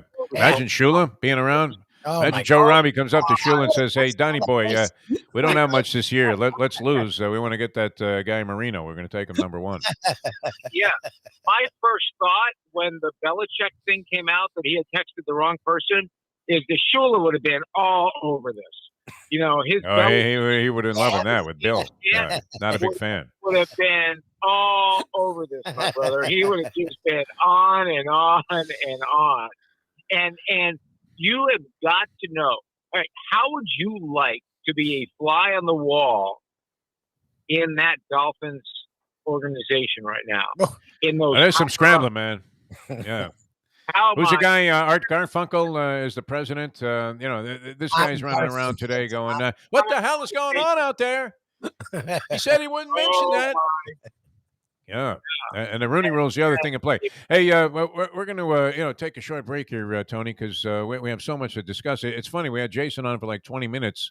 Jason Cole, outstanding NFL insider, been covering the league forever, and we never even mentioned the Brady retirement to this guy. Brady retired. That's how this bombshell dropped yesterday, Oh, and it was amazing. It's finally official now. Oh, No, he sent a text out and said, "I'm out." But you never know, right? Just when you thought he was out, they might pull him back in. All right, let me tell you about this real quickly. We're going to be down there sometime in February. I wonder what the Jimmy Johnson opinion would be of this. Jimmer's going to join us on the show, and we'll be at Jimmy Johnson's Big Chill. That's Key Largo, mile marker 104. Just a absolutely delightful place to relax on any weekend. I would imagine they'll be pretty tight for the Super Bowl. But what a thing to do, right? Go down there for Super Bowl weekend, relax all day on Saturday by the pool, do some water sports, do all the things that are in the Keys and available there that are very unique to that environment. And, of course, you're in the perfect environment at Jimmy Johnson's Big Chill on the Bay Side. I mean, that was one of the most relaxing weekends I've ever had, even with the frantic nature of having to pull off that show that day. At the time, we were doing it on the radio. So, why not just complicate matters more and bring cameras? No. When are we doing this, Jeff? Jeff, when are we doing Hopefully this? a couple weeks. A couple of weeks. Yeah. I hope you're along for the ride. So anyway, join us there, and we'll have all the information on that. Jimmy Johnson's Big Chill. Great food, great drink, great atmosphere, great vibe, great lodging as well. Check out the website there. It's kind of different, very exquisite lodging arrangements. So log on to their website at jimmyjohnsonsbigchill.com. Find out more about it. All right, coming back with more with Tony Segreto, and I believe Ed Garcia. Wow. He's got to be a little nervous, Ed Garcia, about his man, Jimmy Harbaugh, maybe going to the Vikings. So we'll come back and explore that in just a moment. Now that. And I mean a short moment. It's 8:22. These days, we're all looking for comfort anywhere we can find it. Thank goodness for Landlubbers Raw Bar and Grill in the Plantation location, because they are making sure you are as comfortable as possible. First of all, they're not only open for delivery and pickup. All you have to do is go to landlubbersbarandgrill.com for both pickup and free delivery. Their hours have changed a little bit. Monday through Thursday from 3:30 to 10, and Friday, Saturday, and Sunday from 11:30 to 10. You're going to have the best wings in the world. You're going to have a great burger. You're going to have their amazing soups. Again, Landlubbers Raw Bar and Grill. It's nice and easy. Just go to landlubbersbarandgrill.com for both your pickup and free delivery. Thank goodness for Landlubbers for making you always feel right at home. Play the ponies in style at Champions, the outstanding simulcasting room at beautiful Hialeah Park. Yes, the grand old lady of thoroughbred racing has never been more vibrant, and you can wager on the races from the top tracks around the country while enjoying a cocktail at the Brass Rail Bar or any of the fine foods served throughout the facility. If poker is your game, you're covered in style, and you can play all your favorite Vegas-style games, including blackjack, craps, and roulette, in Hialeah Park's sizzling hot casino. Get a player's card when you walk through the door for all kinds of generous amenities, including our favorite, free play, when you come out to the ultimate casino and entertainment destination, Hialeah Park. Hey, folks, Tony Segreto here. Let me ask you a question. What do you look for when you go out to eat? Good food, obviously, friendly atmosphere, not too loud, but good energy, reasonable prices, and a place where you feel comfortable. All those ingredients, no pun meant there, are hard to find unless you're talking about the Texas Roadhouse. You see, they encompass all of those attributes. Really, really good food, amazing atmosphere, good for a family, good for a date, or just a night out for yourself, and prices that will make you extremely happy. Their ribs, unmatched. Steaks, hand-cut every day. Everything, and I mean everything, is made on site, including their incredible bread. It's the one day, folks, that you can forget about low-carb diets. Trust me when I tell you, Texas Roadhouse, your restaurant, your destination when you say, where should we go and eat tonight? Recently, we realized it's not just hurricane season that can hurt us. Any time of year, things can happen to your home or business. And the insurance company can be your friend, but they also can be your enemy. Horizon Public Adjusters, Justina Testa, are here for you to help this process go so much easier. Before you call the insurance company, call Horizon Public Adjusters and Justina Testa at 954-809-8752. Would you go into court without an attorney? So why would you go up against an insurance company without Horizon Public Adjusters and Justina Testa? 7 to 10 times more money recovered with a public adjuster than if you went on your own. If there's no recovery, there's no fee. Give them a call at 954-809-8752. Why go up against insurance companies alone? You can have Horizon Public Adjusters and Justina Testa on your side.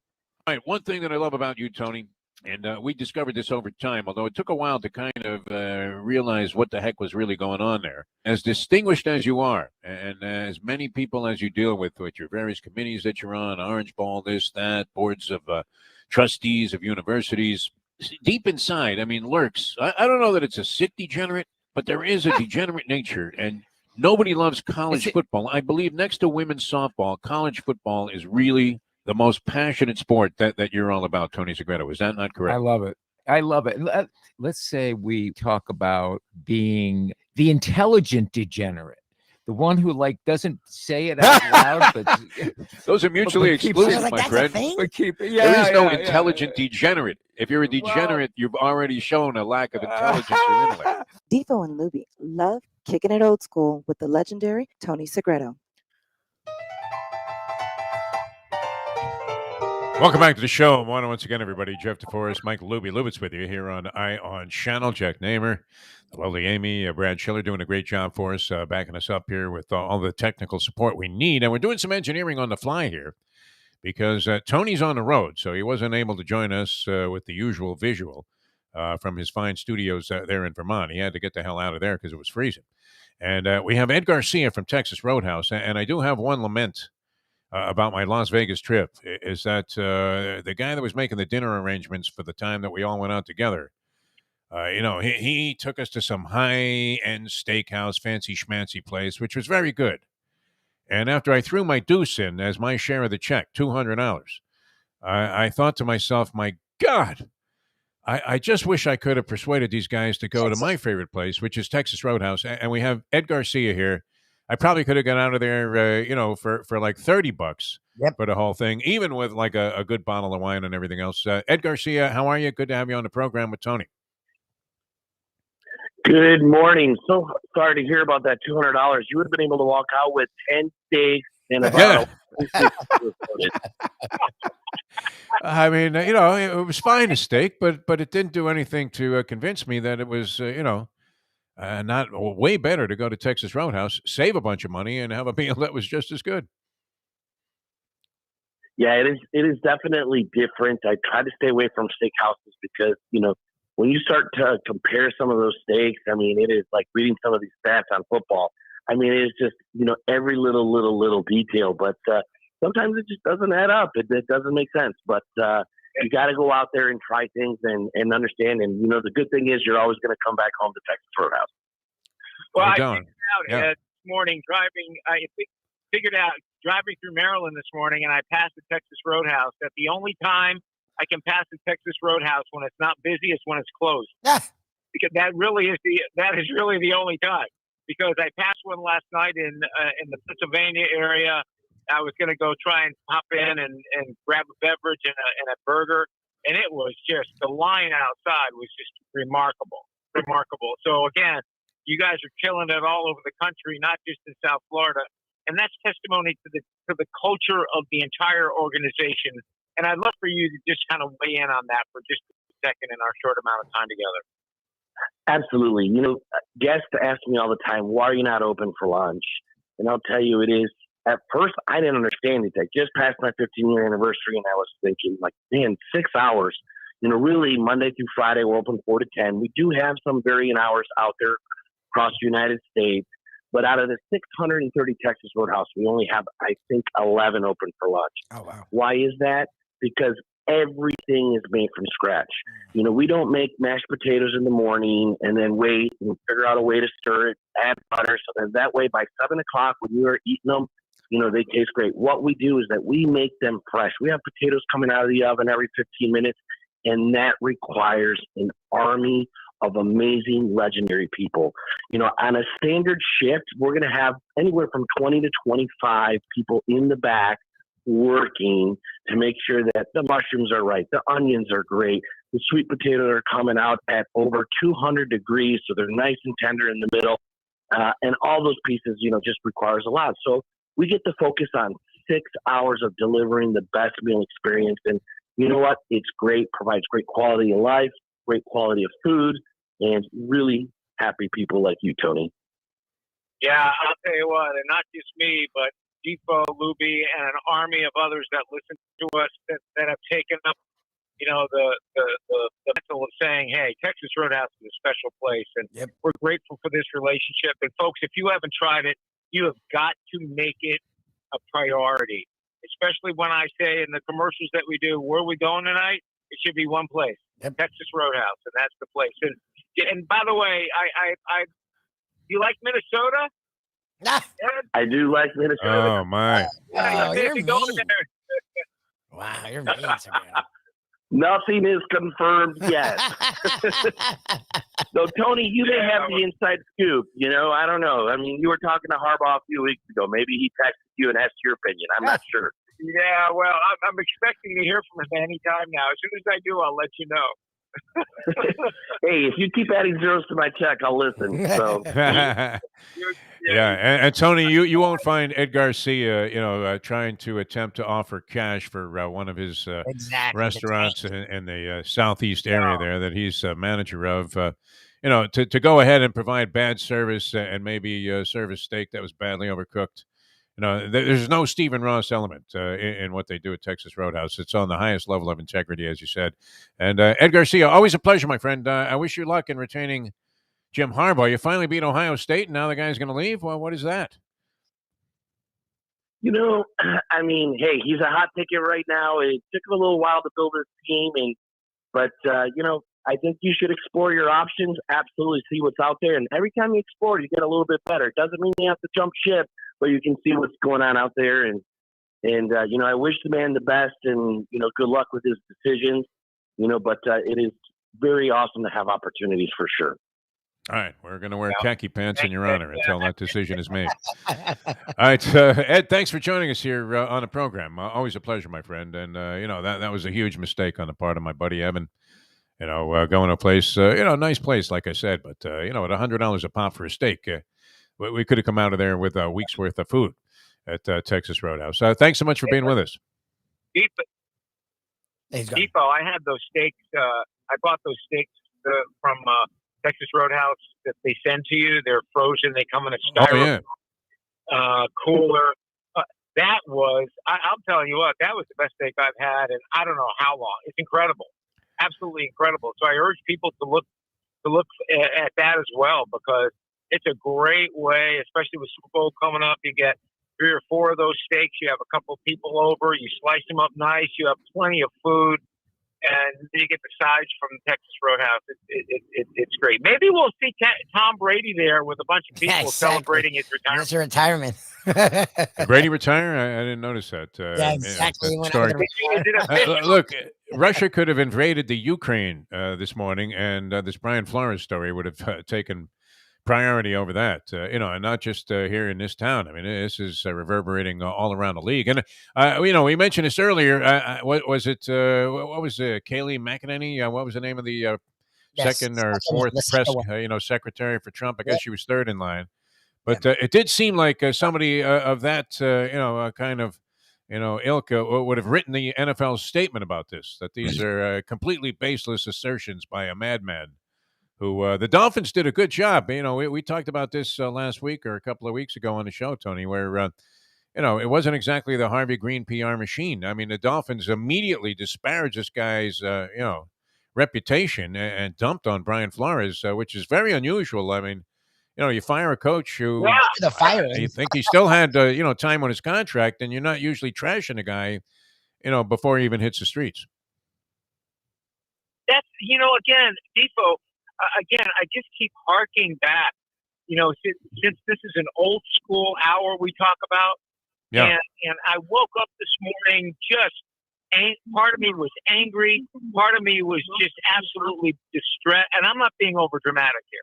I'm just saying, goodness me, this franchise, the logo, everything it stood for, it seems to just be unraveling right before our eyes, but unraveling it's like a spool of thread going down a hill that you can't catch up with. It's just unbelievable right now. The words going back and forth, the accusations going back and forth. And again, we do not know the complete truth yet. We do not know. But But being in this business, as you and I have been for so long, and Lubie, you're new to it, when there's all of this smoke, you know that there's got to be some variation of what we're hearing will be the middle, will be the truth. You know, it's sort of like the Tom Brady thing. I told Lubie yesterday when we were talking about the show today, I said, you know, his dad comes out and said he hasn't retired. You know, he's comes out, I haven't retired. Meantime, every major news organization is running with this, and not just running with it, but running in a dead sprint with it. Yep. Yeah. And because of my affiliation and my longstanding love, and you know, obviously working for NBC, when they were going with it, I said, "That's it, we're done." You know, this is it. I don't know why he continues to, you know, just sort of not deny it, but not say I'm going to do it. And the worst kept secret, man. I don't know. Didn't seem to be handled quite as well as you would think Tom Brady would handle something like this. I don't know that I would say that. You know what? I believe this, and Lubie and I were talking about it earlier. Athletes today, because they have their own platforms, they don't have to, call some guy named Whitey over from, the Post and say, "Hey, listen, Whitey, don't say anything, but I'm retiring." Yeah, they can make their own declaration, and I think that's what Brady wanted to do. Was he wanted to be the one that brought the news to the forefront. Whoever leaked this information, it seemed to be universal, and when you hear it enough times, it's unlikely that that everybody was going to be dead wrong about that. And he wasn't saying that it wasn't true. Also, it wasn't like he said, "Hey, listen, man, these guys are crazy. There's no way I'm retiring. In fact, I just got my locker straightened out, and I'm ready to go to practice already for next year." I think he just wanted to make the announcement. I would believe that was the case. That he wasn't happy that it leaked out there. I totally agree, and that's maybe I termed it wrong. I totally agree that he wanted to put it out there. But all I'm saying is, which I'm okay with that, though. Let him make his own announcement. Yeah, well, he's now retired, so we have to see how Tampa Bay gets and what offer Tom Brady makes and gets. That's it. Well, he can do whatever he wants. I think he's got a bunch of Bitcoin, though. They probably gave it to him for his endorsement. He's into some kind of cryptocurrency, which, I was on a boat ride, about, I don't know, a few months ago on the Intercoastal, Tony, and these guys came flying by us. Now, when I used to run my wave runners in the Intercoastal on my way out to the ocean, and Lubie did it one time. He almost got himself killed, but that's a whole nother story. A few times. You would see every now and then like a boat buzz by, and you'd be cursing the guy out because he was kicking up this giant wake, and you were getting swamped while you were obeying the speed limits and things like that. And a boat blows by us though. This is a few months ago. Like I said, had like 8. Like 1,000 horsepower motors on it, and a bunch of young kids partying. It was humongous. It looked like something A-Rod would buy. And what's the name of the boat? Cryptocurrency. And a lot of people got filthy rich on it. So I don't know. Brady could do whatever he wants. I don't know that he would go into broadcasting so much. He can make whatever choice he wants. And he's got plenty of capital, you would have to think, with Giselle. Well, yeah, no, exactly. I'm just curious to see what his next chapter is going to be. I will tell you this. Well, what do you think he's going to end up doing? Motivational speaker. Motivational speaker. Motivational speaker. Yeah, I think that. Motivational speaker. His TB12 garbage. I think he's probably. I wouldn't be surprised if he got into the broadcast booth. I really would. I just don't think that's his style. Much like Peyton and Eli have taken their deal. Unique, fun. It's a whole new level. It's a whole new thing. It fits their, their personality. It fits what they. It's just perfect. I don't think Brady will get into that. I see Brady, getting a group of people together and maybe buying a team. Yep. I would not be surprised if that would happen. Yep. Being Dolphins may be for sale. They may be up for grabs. Yeah. I would not be surprised if it becomes like a John Elway. I think that.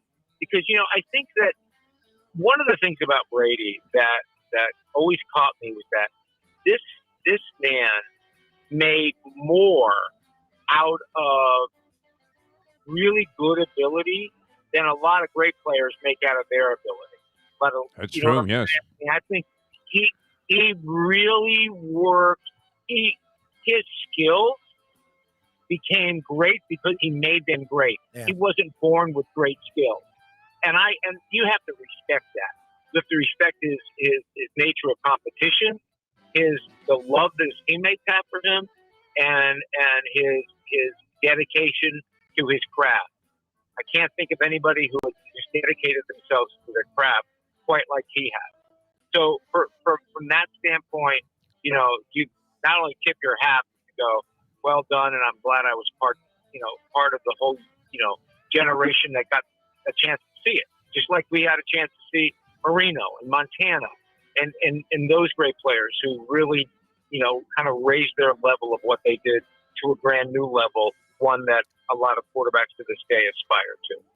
So from that standpoint, so I see him in that level. Maybe he could buy the Dolphins. At this point, I wonder if the Dolphins stock dropped at all. I'd be curious to find out. Oh, I don't think so. I mean, I just saw where the Denver Broncos are up for sale, and the estimated value of the franchise is $4 billion now. It was an eye opener when Stephen Ross bought this franchise for $1 billion plus, because it was a huge escalation from where Wayne Huizenga came in, and with $125 million, I think he was able to buy the ball club. So here we are, not that long after all of that. And if the Broncos are worth $4 billion, what is the Miami franchise worth? It has to be at least close to that, if not more. So, I mean, this guy's going to walk away in Donald Sterling type fashion, right? Nobody was happier to get kicked out of the league than Donald Sterling, because he got $2 billion from the new owner. Yeah. I'm so curious to see how this Wednesday, the second Groundhog Day, plays out in terms of what the Dolphins have to say, if they say anything at all today. Denial. Curious. What woman? What are you talking about? This guy was an angry black man, and everything we said about him turned out to be even more than true. That's what. Yeah. Yeah, more stuff is going to unfold today. You know that. The Jason Coles of the world are going to be digging, and they're going to be using multiple shovels. And it's not going to be. It may not be pretty. It may not be. I like the fact that maybe Brian Flores was wearing a wire. That would be amazing, wouldn't it? Maybe for other purposes. Who knows? Maybe they were trying to catch some guy they thought was, like doing blow, like the previous. I mean, what a mess. You're right, Tony. When they had the offensive line coach snorting coke and trying to solicit the services of a Reno hooker, not even her services, just proclaiming unwavering and committed love to her. Unbelievable. And, this is before he's going to a meeting to try and instruct an offensive line that is getting the quarterback killed. They could have been brought up on charges. These players, right? That was always an old sports argument. Like if a hockey player hits a guy over the head with a stick, the McSorley-Brashears thing, could he be charged criminally when it happened in the confines of a sporting arena? So, I mean, it's really, it's embarrassing. It's no wonder that the Dolphins organization has been floundering for as long as it has. And, I always thought Stephen Ross was a pretty good owner. I defended him, even though he made like a bunch of bozoic moves. But this is tragic. It is tragic. And again, tragic at any point. Exonerated, tragic. Because the mere fact that it was dragged through, you could see it being true, though. I mean, and how foolish would Flores be to make these kind of assumptions if put this forth as an assertion that it was true in federal court if it absolutely was just a complete fabrication. It seems ridiculous that a man would do that. I would. That's the thing. And everything prior to yesterday, everything I had of Flores from it to a person, and this wasn't just some people, this was to a person. What a great guy he is. How wonderful he is. What a great coach he is. How great he, works with players. He's strict. He's tough.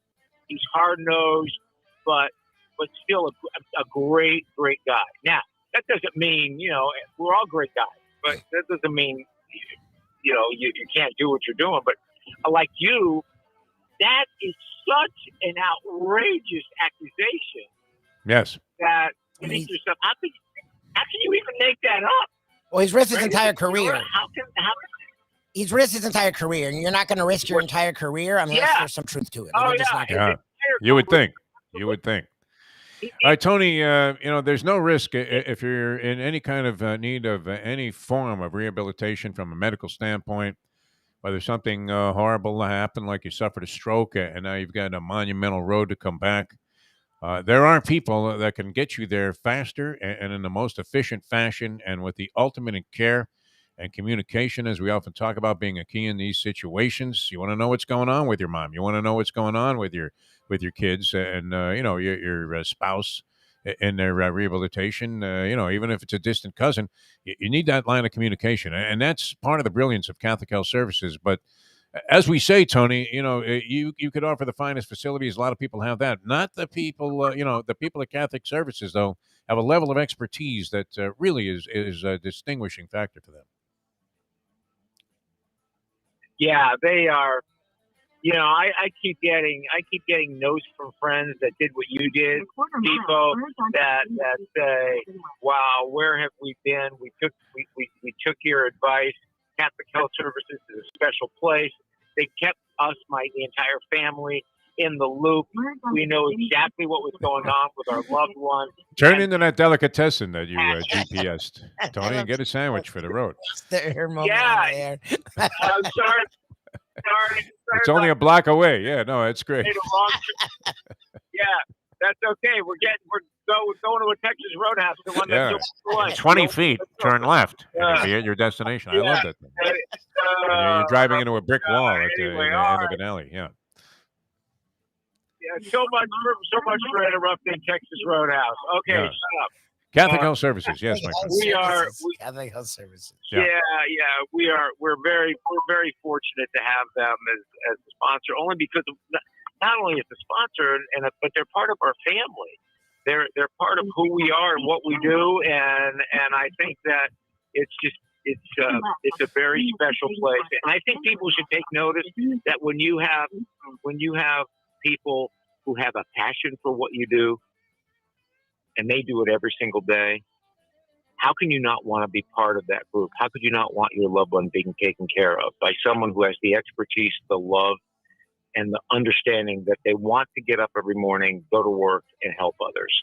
When you take care of someone and you make them your family, like Catholic Health Services does, not many places like that do that. So we're very grateful for Catholic Health Services and thankful that they lived through the GPS turning and that was great. Lifting on our trip. You're a true professional, Tony Segreto. I mean, I'm sure it's happened to you. It happened to me several times when I was doing live broadcasts of games or boxing, where every once in a blue moon, the director would accidentally switch in your earpiece, known as the IFB there in the business, and you're getting technical directions from the guy, either through a headset or whatever.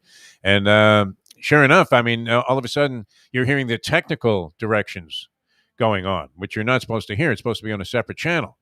So you're calling a match or a game, and you're hearing, "Camera 2, I said camera 2, Lou, get on it." and you're having to act like, because you're kind of the face of the whole thing, you're trying to preserve your cool, and no one ever saw you rattle, Tony Segreto, and I'm sure a lot of Meshuggah stuff happened in the background there, in terms of distractions and, things that normally would throw you off your train of thought.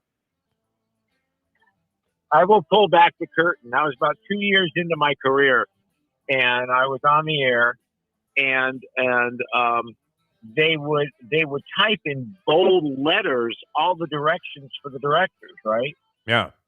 So there was a story I was reading, and I had to hold up a newspaper that showed the headline, and so the direction was "Hold up prop."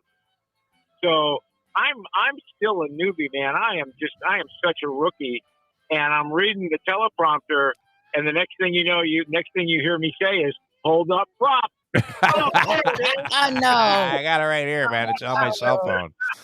Nice, Tony. Oh. That happens, right? I mean, No, you'll hear a director start cursing, and using a bunch of expletives, and then your next thought is, "Hey, look at that fucking right hand." yeah. Yeah, I mean, they put something in your head. It's hard not to repeat it. So you did a great job there. I mean, you worked your way through that. And but I was thinking, what do you got the GPS on for, Tony? It's a straight shot. I mean, you get on 95 and you head south. Yeah, well, regrettably, because of an accident, I have been rerouted through Washington, D.C. And I have been rerouted through Washington, D.C. And I don't know if you ever driven through Washington, D.C. Oh, it's ugly. Yeah, the Beltway it there. takes 95. Yeah, it is. Plus, they have those stupid circles where nobody knows how to drive. Like all of a sudden, you're in Rome, in the middle of your ride to the Capitol building. Absolutely. You drive around in a circle for an hour trying to figure out where to go. So That's crazy. Yeah, I am totally with it. Yeah.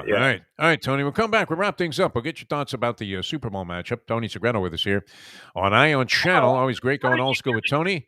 Brought to you by Catholic Health Services and Texas Roadhouse Restaurants. I'm Jeff Deforrest. He is Mike Lubitz, and we'll come back with more of Old School with Tony Segreto in a moment. Now that. The time. Thanks, Johnny. It's 8:51.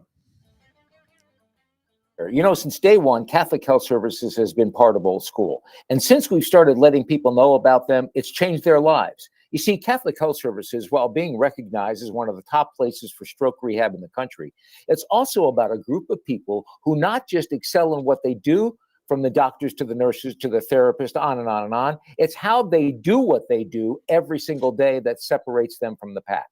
They do it with a passion, unmatched, and the inclusion of family in every step of the process. Trust me when I tell you this. If you want the best, unmatched rehab with a special group of skilled, caring people, there is truly only one place, and that one place is Catholic Health Services. The championship meet is right around the corner at Gulfstream Park. The only place for live racing, Gulfstream's action has never been hotter. Whether it's on the track, in the casino, or part of the dining and entertainment offered at the Village of Gulfstream Park. Currently running Thursday through Sunday, Gulfstream's racing package is the best in the country, with all the top horses and people in the game pointing towards another tremendous winter season. Check out the remodeled first floor casino, open 7 days and nights a week, along with the many special events and concerts happening at Gulfstream Park. You can place your wagers from anywhere at firstbet.com. Check the calendar of events at gulfstreampark.com. From the newly renovated sports bar to the beautiful bayside views captured at the Tiki Bar, Jimmy Johnson's Big Chill has it all. Located at mile marker 104, the Big Chill also offers waterfront dining while experiencing breathtaking sunset views of the Florida Keys. It's simply the hottest spot in the Keys to cool off. That's Jimmy Johnson's Big Chill at mile marker 104 in Key Largo. For more information, call today at 305-453-9066. Buy or lease a Taos and take it to the house at Deal Volkswagen. Anna and her team make your next VW purchase or lease so easy with new inventory rolling in daily and the biggest selection of certified pre-owned vehicles in the business. You can make your deal online at dealvolkswagen.com or visit the beautiful showroom in the classic location, 3601 Bird Road, right in the heart of the Gables. Or give Anna and the team at Deal a call at 305-448-DEEL. Jettas, Passats, Tiguans, Atlas models, and the hottest vehicle in the industry, the new Taos, all at unbeatable prices and all ready to roll off the showroom floor at the #1 Volkswagen dealership around, Deal Volkswagen.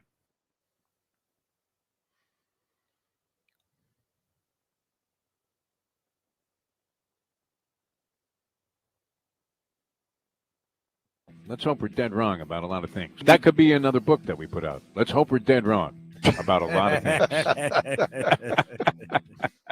The end is near. You can tell the end is near, man. That you could definitely do that. The modern day odd couple, Defo and Lubie, are on now. It is, of course, the Defo Show.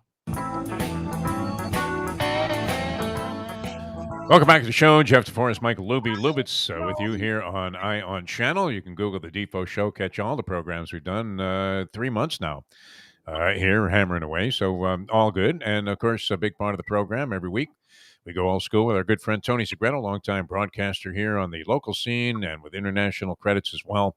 And it's good to have him. He's driving, I guess, southbound on 95. Yep. And on his way down here to Florida from Vermont, where he was spending quite a bit of time. I thought a little too much time, Tony.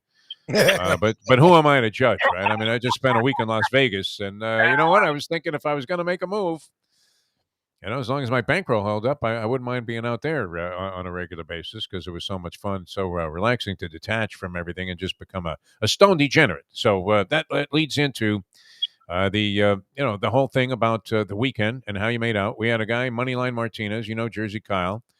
He parlays on the money line, both underdogs on the weekend. So he wins the Cincinnati game after they're getting the snot beaten out of him by Kansas City, comes back from the dead there, and then appears to have the San Francisco game well in hand, but ends up losing that one at 9-1 for the parlay. How'd you make out, Tone, over the weekend? I did well. Most of my teams won. Didn't come up with a lot, but enough to get excited about what's coming up for the Super Bowl. There was no question. I really wanted, I wanted Joe Burrow to win. I wanted the Bengals to win, and Matt Stafford. I just think that young man deserves so much to be where he is now after suffering all of those years, getting his butt kicked in Detroit. So what's interesting for me now is, though, I love both teams. I love them both, and I just don't know who I would go for. My sense is that even though the Rams are they're favored by what now? They went up to 4.5. The line's climbing. It started at 3.5, I believe, was the opening line that I saw, and now it's 4.5. Yeah. Wow. You know what? I'm just gonna. Both teams are on a roll, but boy, oh boy, it's hard to beat Joe Burrow right now. I think he's coming in with a not just him, but what his confidence, his aura is so strong. It really does overshadow that team in such a way that right now, I just can't bet against him. I just can't. I don't know how you feel about it. There's no emotion here. I'm just flat out saying it's pretty hard. We have seen them. We've seen them taking the 8 count. 2 weeks in a row now? Yep. Yeah. And they just come back, and their people are telling them to throw in the towel, and then they're going, "What, are you kidding me right now? We're coming back out for the next round," and they come out stronger. And Burrow is not getting any protection. They're doing it with an offensive line that's basically you, me, Lubie, and Jack Namer. That's the offensive Jack line. can block. I mean, don't necessarily Jack imply that Jack can't block, man. You've seen him, man. He'll just plow you right into the ground there. I mean, you're talking Pancake City when Jack Namer's on the offensive line. Well, I mean, and you're looking at the Rams. If you go strength versus strength, one of the big strengths of the Rams obviously is their pass rush. And they have, the premier defensive lineman in the game today. And then is Von Miller healthy? Is he doing anything with the Rams since he was acquired? Pretty well, yeah. Yeah. So, I mean, just those two guys alone are enough. And then you got Ramsey in the secondary, who's a dynamic player. If you're a team that's given up sieve-like 9 sacks versus the Buffalo Bills, and you saw Kansas City. I mean, a couple of the key plays, Kansas City has Joe Burrow annihilated, and he somehow escapes. Yeah. So, and they had a penchant to blow games. I'm with you. I like the old James J. Braddock angle, the Cinderella story. And a nice boxing allusion that you made there, a nice boxing metaphor, Tony. And that's kind of how they've been. But, the 4 and a hook, it's a home game for the Rams. The Rams, I think, gain a lot of advantages. People would dispute this, but, you know how Super Bowl week is. And, players have all these bizarre obligations, and they're schlepping here on buses, and you're constantly, I remember being in New Orleans, and every 5 minutes you're seeing like a caravan of buses, schlepping players all over the place to different things and obligations. Now, if you're at home relaxing, I mean, it's only happened once before, and guess who won? The home team. So there may be something to that. I think that's a little bit of an edge. Yeah.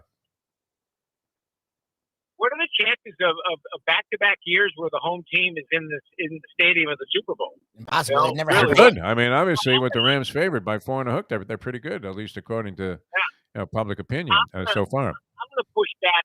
I'm going to push back a little bit because I think sometimes when you're at home, there are You think it's more of a distraction? All right. I think more people are full.